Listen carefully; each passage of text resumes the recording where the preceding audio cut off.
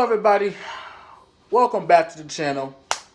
It's your boy Desmond D, and we are finally here to do the SmackDown review for February, what day is it? Okay, the 7th of 2020. Oh, what do y'all want me to say? What do y'all want me to say? I'm going to say the same thing as I always been. Friday Night SmackDown was awful. Absolutely awful. It was garbage, man. It was an abomination. I said on Twitter, this is abomination, this is trash. Because from the top to the bottom of this show, it has been god awful. Now the only thing that I was so interested was the Otis thing. That was the only thing I was interested in. Other than that, I was not interested in any of these matches. I'm gonna keep it real with you, okay? I'm gonna keep it real with you, man. I'm gonna keep it real with you, okay? So let's go ahead and get right to it, man. Let's just get right into it, cause I want to go ahead and get out of here. I really want to get out of here and stop doing this video. So let's just go ahead and get it out the way. Show started off with the Miz and Morrison. They did the whole dirt sheet thing, and they was basically saying how they're going to beat the New Day at Super Showdown. New Day comes out. It's always a pleasure to seeing them. And they was both sitting there laughing at the fact that they think that they're going to lose the championship to Miz and Morrison. So they're going back and forth.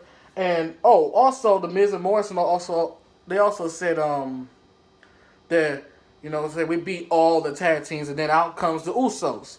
The Usos sitting there saying, oh, you never beaten us. You know what I'm saying? We just got back. We just got back from doing our thing. You never beaten us. So, what's up? Then next thing you know, Ziggler and Rude came out. All of a sudden, Miz and Morrison go on to attack the New Day. They're going to attack the New Day, and that's pretty much it. Next thing you know, tag team match, Usos versus Rude and Ziggler. It was an okay match. It was ain't nothing new. This ain't nothing new. We already seen this match. I could have swore we already seen this match. Only difference is Reigns and Corbin is not in the match. We already seen this match. We've seen the outcome.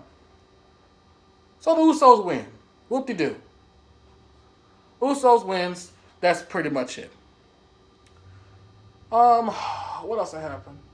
This is how you know I wasn't really paying that much attention to the show. If I had to sit there and do all this thinking. So what else happened? Damn, what really did happen? Like, for real. I really forgot that damn quickly. But, Elias went up against Cesaro. And, Elias tried to do his performance thing. It didn't work. So, hold on. Let's get this camera right. So, right after that, you know what happened. Cesaro interrupted. Cesaro versus Elias. Same old. This was a bad match. I didn't really care about this match. Elias wins, and yeah, Elias wins. On to the next. So right after that, what else happened? They showed the footage of what happened last week when Baron Corbin was being poured dog food all over himself, like all over himself. When Reigns and the Usos was pouring dog food all over him, and Baron Corbin went into the production booth in the production trucks and asked who put that video package out there from last week. One of the guys stood up and said it was him, and started beating his ass and threw him out of the ring. I mean, not out of the ring, out of the truck. Everybody ganged up on Baron Corbin, basically told him to leave, so he left. Next thing you know, we see this man. We were about to see Goldberg, and then next thing you know, Baron Corbin comes out saying, you know what, no. Reigns had to get his boys to come out there and defend him while we're sitting there having a match.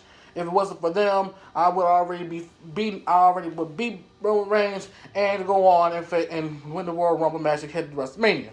Blah, blah, blah, blah, blah. Right? Then this reminded me so much of the Christian versus Randy Orton match. Oh my God. It really did remind me so much of that, which was messed up. Now don't get me wrong. The Christian versus Randy Orton storyline from 2011, I was so interested in their match than I am with this match. Now, y'all already know. I don't know why in the hell do we keep seeing this goddamn storyline over and over and over again between Reigns and Corbin. This started back on Monday Night Raw. Now they're starting here on SmackDown. You can't find a better rivalry for Reigns or a better rivalry for Baron Corbin. You really have to sit there and give Reigns and Corbin another match? And on top of all that, it's a super showdown, of course. And on top of all that, it's in a steel cage. Another one? Y'all, I don't know what to do. I don't know what to do. I don't know what to do. This is just ridiculous. This is ridiculous. Why do we keep seeing this match, man? What is it about this match, Vince, that you love so much? The people don't love this match. You saw it from the crowd. They was like, dude, why are we still seeing this match again? Then Baron Corbin will start messing with one of the fans, pour water all over him, pour beer or something like that was on him. Reigns come out to attack Corbin. Corbin runs off. Reigns sit there and announces, you know what, don't bring nobody around us because we can end this at Super Showdown in a steel cage match. And I'm telling you right now, if this match continues on right after Super Showdown, I'm already done. I'm already done with WWE at this point in time, especially what happened to after this whole situation, which I'll tell you about in a minute. But I'm just done with this company, man. I'm just so freaking done with SmackDown. It don't make no sense. I'm leaning this close, y'all, to sit there and say, you know what? Why should I do a review on SmackDown? I could have done an NXT UK review on here. I could have done a NWA review or an MLW review. Hell, I want to do a Ring of Honor review, then do a SmackDown review.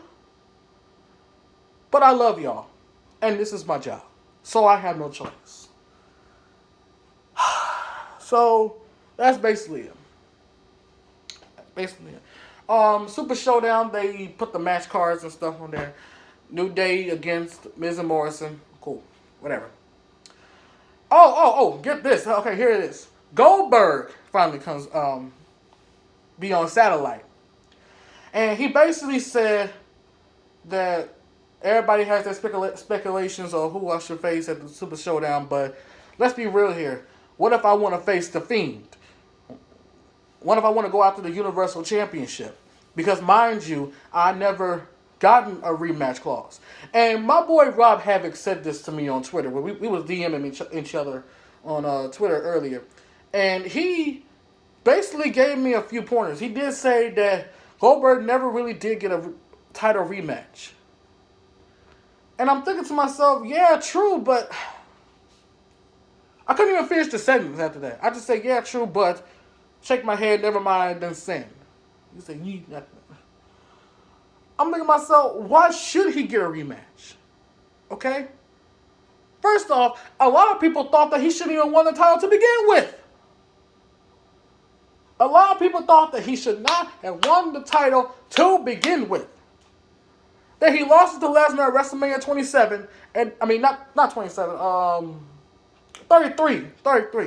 This is how you know my memory is just messed up. He loses the title to Brock Lesnar at WrestleMania 33. Okay, whoop-de-doo, right? Not enough. So apparently, he wants to sit there and face The Fiend at Super Showdown. Hey, you got a bigger dream match in some way, right? So, The Fiend interrupts Goldberg. Bray Wyatt tried to do his little Firefly Funhouse news. And it was hilarious. Bray Wyatt is being Bray Wyatt. And Goldberg's basically sitting there saying, you know what? I'm not going to sit there and waste my time dealing with you and your little games. Your little games is not going to work. It's pathetic. It's stupid. Bray Wyatt, The Fiend, Bray Wyatt, you're next. And then he basically just took the mic off and walked off. And Bray Wyatt basically simply said, well, that's not nice. Let me in. And after that, cut the commercial. So, yeah, that match is going to happen at Super Showdown, folks. Am I excited for it? Hell no. Hell no. And then we go from there to my favorite character, Otis. Oh, Otis. Otis, buddy. Otis, he's sitting there preparing himself to go on a date with Mandy Rose. You can't blame the man for trying. I know this is a storyline, but I low-key feel like this is real life. You know what I'm saying? I know this is a storyline and everything, but man, this is so interesting. I was so interested in this story than I was with the whole show, basically. Because this storyline, everybody in this storyline is awesome. It's just awesome. Every fan out there will let you know that this storyline is so much better than the Bobby Lashley, Rusev, and Lana and Liv Morgan situation. Okay, so much better. Now I'm hearing rumors that Bobby Lashley could be having a face turn, might be turning babyface. I hope so. I hope in God that he does turn babyface because him as a heel run, he basically was kind of like Drew McIntyre. You know what I'm saying? Drew McIntyre had a heel run. He wasn't doing very good. And then after that, he come babyface. And then what happened? He win the Royal Rumble match. He goes on to face Brock Lesnar at WrestleMania. Good. Bobby Lashley do the same thing. The difference is, I want the Bobby Lashley from 2006 to 2007. Because that Bobby Lashley was a dominator. He was a badass back in 2006 and 2007. Please let that happen. So, but this storyline is awesome, man. Otis sitting there, he's sitting there trying to do some exercise and everything. Mind you, he's eating pizza while he's doing sit-ups. That's not how you're supposed to do it, Otis, but still. You know what I'm saying? He wanted to eat the meat and everything, but he forgot he got to use the fork, trying to be polite, trying to be a gentleman and stuff. So I love Otis, man. This is awesome. This is awesome, man. I love him. And then we went from being good to bad. We had two bad things here tonight, ladies and gentlemen. Oh, before I continue on, man, please make sure that if you're brand new to this channel, please make sure to hit that subscribe button, turn that notification bell so you not miss a single video. Follow me on social media at DesmondDOfficial. That's on Instagram and Twitter. You make sure you go add me on Snapchat at DesmondD23 and on Twitch it's DesmondD_3. That's all I gotta say up on that. Now, two things happened. The first thing that happened was Braun Strowman came out, right? Intercontinental Championship at hand. And y'all already know how I feel about Braun Strowman. Already know I'm a fan of Braun Strowman. I feel like the real Braun Strowman is eventually going to come out soon if WWE allows him to be and treat him like a monster supposed to be treated. If he's a monster among men, you got to treat him like that. Okay? So, he basically saying he's so glad that he accomplished a lot of things in WWE. He won the greatest Royal Rumble match, which don't count. He flipped over trucks and all this other stuff. Had a great rivalry with Reigns. He even said that he even won a tag team championship match with an 8-year-old child, which, to be honest with y'all, was bullshit. Oh, I was so mad on that one, man. Oh, I was so mad. I did not want that to happen. I wanted either Bobby Lashley or Elias to come out, and then we would have at least a decent tag team championship. Can we at least get that? But that didn't happen. I'm over that one. But he was bringing all this stuff up, but he's basically saying this is my first ever singles championship, and I'm so glad that it is. And then, what happened? Shinsuke Nakamura and Sami Zayn come out. They go ahead and just basically sitting there saying that we will fight you. Well, Braun Strowman, Sami Zayn was sitting there yakking his mouth. I forgot what he was saying. Braun Strowman was sitting there saying, yeah, I'm going to defend this championship match anytime, anywhere. In fact, we can do it right now here in San Jose, which was where they was at on SmackDown, San Jose, California. Okay. Sami Zayn was like, yeah, we will fight, but not tonight, and certainly not here tonight in San Jose. We will pick the time and the place for that happening. Okay? Because unlike you, we think a lot and we know how to plan stuff. Then out comes out of nowhere from behind the Revival. The Revival comes in and attack Braun Strowman, but Braun Strowman tried to fight back, but Shinsuke Nakamura got some defense on him, and that's basically it. I definitely just think that this is a very good, idea for Sami Zayn now that he's doing this whole manager thing. We all know Sami Zayn can wrestle. He can wrestle his ass off. But I think this is a very good pairing. You know what I'm saying? You got Shinsuke Nakamura, you got Sami Zayn, of course, you got the Revival, that's 4, and now you have Sami Zayn.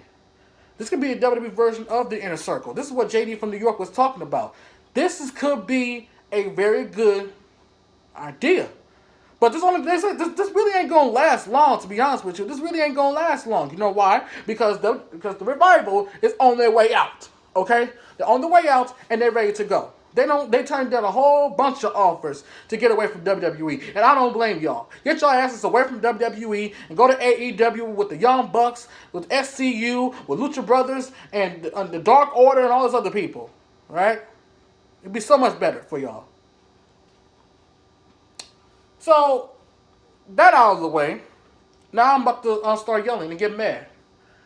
Shinsuke Nakamura. Oh, no. Wait. Before I talk about that, not Shinsuke Nakamura. Before I talk about that one, Daniel Bryan went up against Heath Slater. This match was basically a full-on squash match. And let me say this. Heath Slater deserved everything that has coming to him. He only had been on TV one time, and that was a full-on ass whooping. Okay? Real talk. Daniel Bryan whooped his ass. Okay? Came in, kicked him, do the running senton through the ropes. He basically gave him a full-on hit, kicked his chest off of him. Yes, kicks. The running knee, the yes lock, tapped him out, on his way.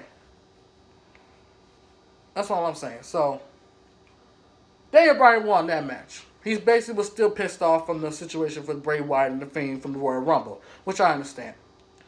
Now we get Sheamus versus Apollo Crews. Now y'all know that I've been very high on Apollo Crews, and I definitely feel like Apollo Crews deserves better.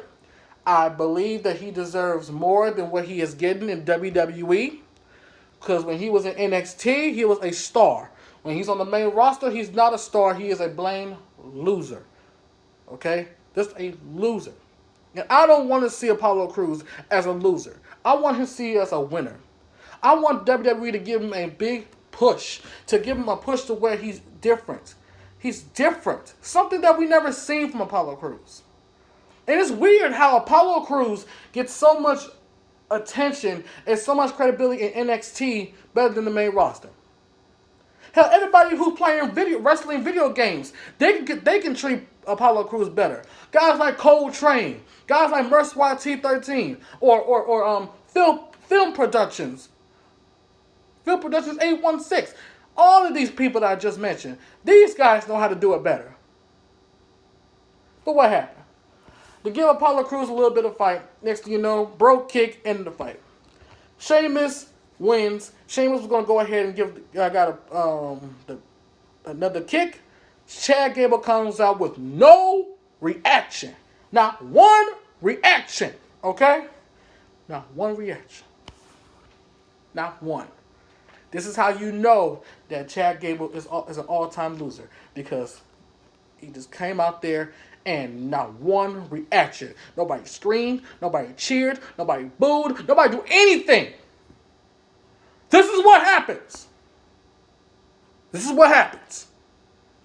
He goes out there to attack Sheamus. Okay, Sheamus runs off. Whatever. Right? This is whatever. Whatever. Chad Gable deserves better. That's all I'm saying. That's all I gotta say on that one. Main event time. Now we got a fatal 4-way women's match.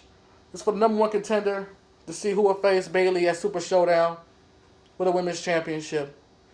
You have Carmella, Naomi, Alexa Bliss, and Carmella. I mean, not Carmella. And Dana Brooke. Yeah. Dana Brooke. I honestly think she'll be so much better as a manager. So much better as a manager than be sitting there wrestling. When she was with Titus Worldwide, with Apollo Crews and Titus O'Neil, she was doing so much better with them than she is as a wrestler. I'm sorry. She's boring.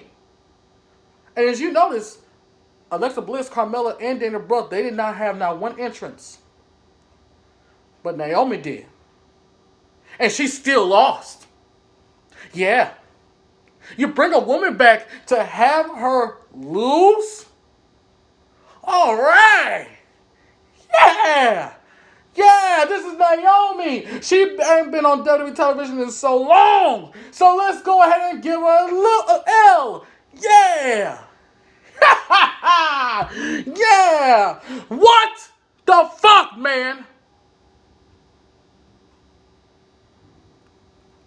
Naomi gets a loss to Carmella? Really?